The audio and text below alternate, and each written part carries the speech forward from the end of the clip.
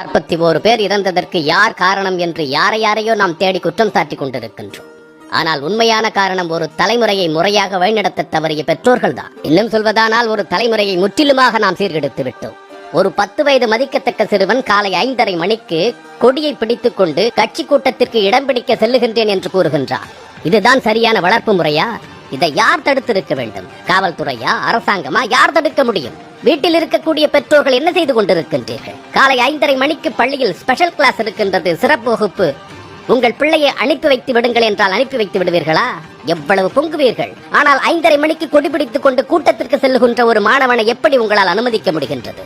ஏன் இப்படி அனுமதிக்கின்றீர்கள் என்று கேட்டால் அவன் கேட்க மாட்டான் சார், அவனை கண்ட்ரோல் பண்ண முடியாது சார், அவன் சின்ன வயசுல இருந்து எதை நினைக்கிறானோ அதை தான் சார் செய்வான், எங்களால ஒண்ணுமே பண்ண முடியாது சார் என்று கேவலமான பதில்கள் எல்லாம் வரும். நன்றாக ஒன்றை மனதில் வைத்துக் கொள்ளுங்கள், ஒடித்து வளர்க்காத முருங்கையும் அடித்து வளர்க்காத பிள்ளையும் உருதேராது என்று கிராமத்தில் கூறுவார்கள். இதை நான் கூறும் பொழுது நீங்கள் என்னை பிற்போக்குவாதி என்று கூட நினைத்துக் கொள்ளுங்கள். ஆனால் உங்கள் பிள்ளைகளை நீங்கள் கண்டித்து வளர்க்கவில்லை என்று சொன்னால் ஒரு நாள் ஊரே கூடி அவனை கண்டிக்கும், ஊரே கூடி அவனை தண்டிக்கும். அதற்கு நீங்கள் தயாராக இருந்து கொள்ளுங்கள். உங்கள் பிள்ளைகள் 3 வயதில் ஒரு தேவையற்ற பொருளை கேட்டு அடம் பிடித்து உருண்டு பெறலும் பொழுதே அவர்களை நீங்கள் கட்டுப்படுத்த முடியவில்லை என்று சொன்னால், கட்டுப்படுத்த தவறிவிட்டீர்கள் என்று சொன்னால், அவன் வளர்ந்த பிறகு 5 லட்சம் மதிப்புள்ள வண்டிகளை வாங்கிக் கொடு என்று கேட்கும் பொழுது உங்களால் அதில் இருந்து தப்ப முடியாது.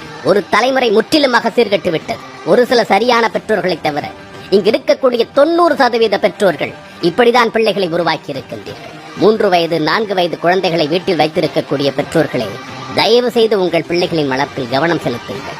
எல்லாவற்றையும் அவனுக்கு கொடுத்து விட வேண்டும், தோல்வியே தெரியாமல் அவன் வளர்ந்து விட வேண்டும் என்று முட்டாள்தனமாக நினைத்துக் கொள்ளாதீர்கள்.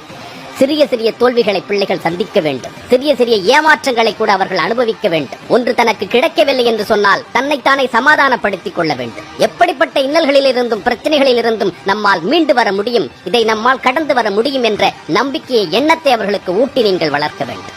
இதை நாம் செய்ய தவறியதால் தான் நீட் தேர்வில் தோற்றுவிட்டாலும், தோற்றுவிடுவோம் என்ற பயம் வந்துவிட்டாலும் பிள்ளைகள் தங்களை தாங்களே மாய்த்துக் கொள்ளுகின்றார்கள்.